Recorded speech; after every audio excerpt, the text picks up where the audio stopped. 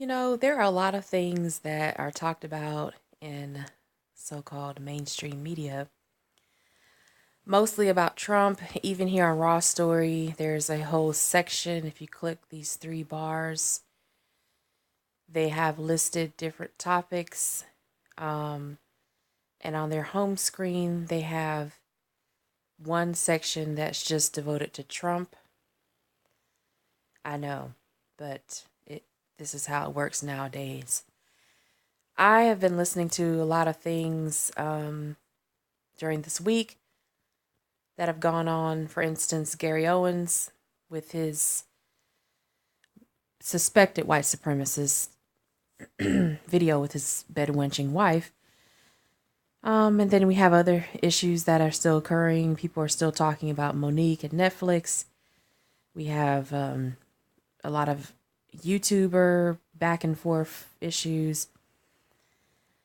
We have the content creator who allegedly went and shot up a bunch of people at the YouTube headquarters in San Bruno. But out of all of that, out of all of these stories, this is one story I had not heard about at all. And maybe you all have heard of it, but I had not heard of it. It is the 5th of April. This story was published the 2nd of April, which was 2, 3, Monday. Monday the 2nd. Yeah, I'm getting my days right. They say in Raw Story, the article is titled, "With Paper and Phones, Atlanta Struggles to Recover from Cyber Attack." Comes out of Reuters. So I'm taking it with a grain of salt, some of the things they may say. However, I'm going to go ahead and read it. This is a very long article. Those of you who have short attention spans, you might have to come back and watch the rest. But I'm going to try to keep it to, maximum 20 minutes. So here we go. Let's get started. Atlanta's top officials holed up in their offices on Saturday as they work to restore critical systems knocked out by a 9-day-old cyber attack that plunged the southeastern United States metropolis excuse me, into technological chaos and forced some city workers to revert to paper. Now, this is almost unheard of in 2018. So that's why it made the news. And this is almost unheard of in 2018, which is why it probably didn't make the mainstream news on your, cable. On an Easter and Passover holiday weekend, city officials labored in preparation for the work week to come. Police and other public servants have spent the past week trying to piece together their digital work lives, recreating audit spreadsheets and conducting business on mobile phones in response to one of the most devastating ransomware virus attacks to hit an American city. 3 city council staffers have been sharing a single clunky personal laptop brought in after cyber extortionists attacked Atlanta's computer network with a virus that scrambled data and still prevents access to critical systems. I'm having problems reading this because I can't believe I'm reading it. It doesn't seem like it's real. I'm sure there's some things about this on YouTube by now. Hopefully. I really hope people are not pretending this is a hoax. So it goes on to say, "It's extraordinarily frustrating," said Councilman Howard Shook, whose office lost 16 years of digital records. One compromised city computer seen by Reuters showed multiple corrupted documents with apologize. Okay. "We apologize. And I'm sorry" added to file names.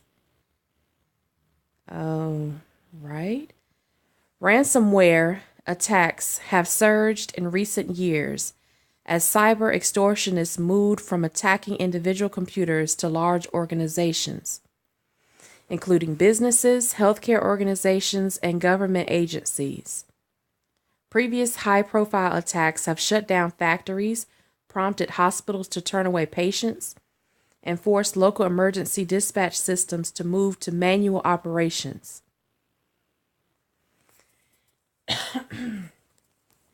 Excuse me.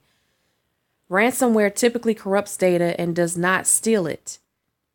The city of Atlanta has said it does not believe private residents' information is in the hands of hackers, but they do not know for sure. So if they don't know for sure, let's just say that it is. City officials have declined to discuss the extent of damage beyond disclosed outages that have shut down some services at municipal offices, including courts and the water department. Wow. Think of what could happen if they affected the water department. They could shut off water to millions of people. It goes on to say nearly 6 million people live in the Atlanta metropolitan area. The Georgia city itself is home to more than 450,000 people, according to the latest data from the U.S. Census Bureau. City officials told Reuters that police files and financial documents were rendered inaccessible by unknown hackers who demanded $51,000 worth of Bitcoin to provide digital keys to unlock scrambled files. Okay. Why couldn't y'all freaking hackers go and hack Sally Mae or Navient or something so that they could, so you could erase all these goddamn student loans from people? Do that. Okay. Go to the child support database and erase everybody's child support. Go to like do something like that. Do something like that. Out here trying to get 51. Why such a specific number? $51,000 worth of Bitcoin. Okay. Wow. It continues. Everything on my hard drive is gone. This comes from the city auditor, Amanda Noble. She said this in her office housed in Atlanta City Hall's ornate tower. This is the, I think this is the tower with the gold on the top. City officials have not disclosed the extent to which servers for backing up information on PCs were corrupted or what kind of information they think is unrecoverable without paying the ransom. Noble discovered the disarray on March 22nd when she turned on her computer to discover that files could not be opened after being encrypted by a powerful computer virus known as SamSam that renamed them with gibberish. I said, "This is wrong," she recalled. City officials then quickly entered her office and told her to shut down the computer before warning the rest of the building. Noble is working on a personal laptop and using her smartphone to search for details of current projects mentioned in the emails stored on that device. Not all computers were compromised. 10 of 18 machines in the auditing office were not affected, Noble said. So now they're having to go back to old school analog. Atlanta police returned to taking written case notes and have lost access to some investigative databases. Department spokesman Carlos Campos told Reuters. He declined to discuss the contents of the affected files. Of course, these are case files. They're he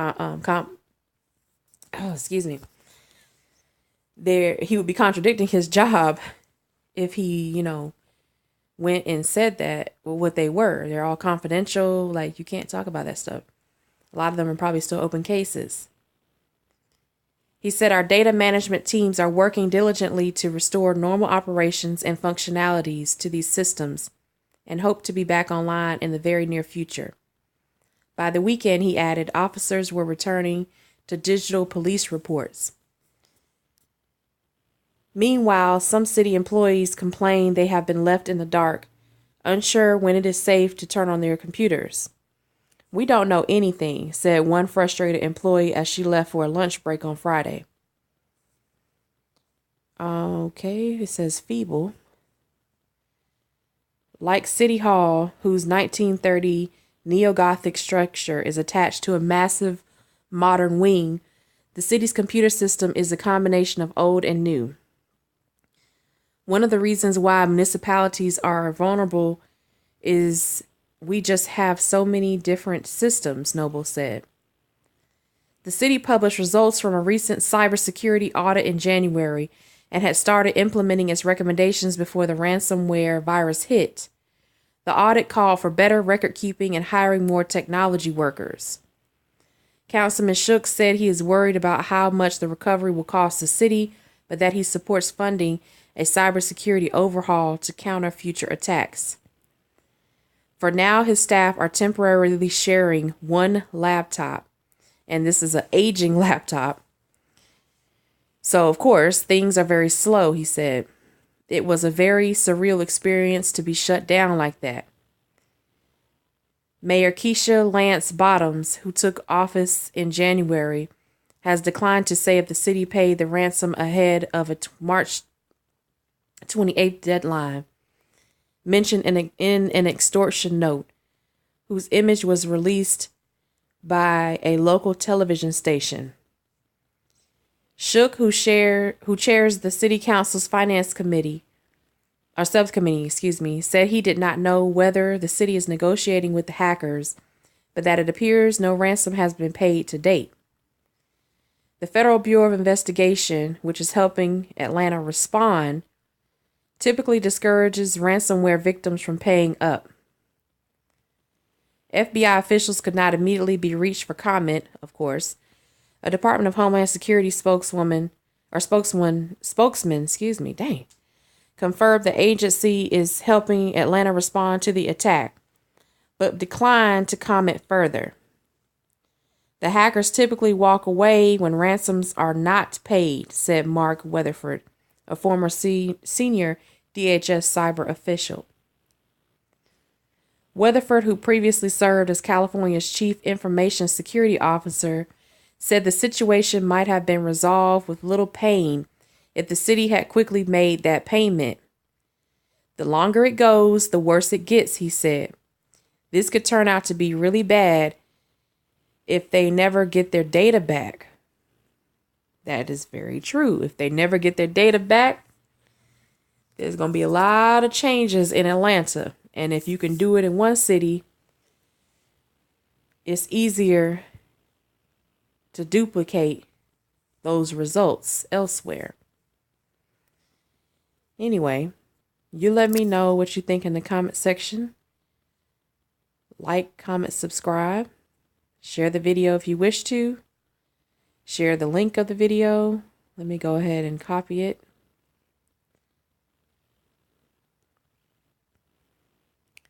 And I'll talk to you all in the next video. Have a good night.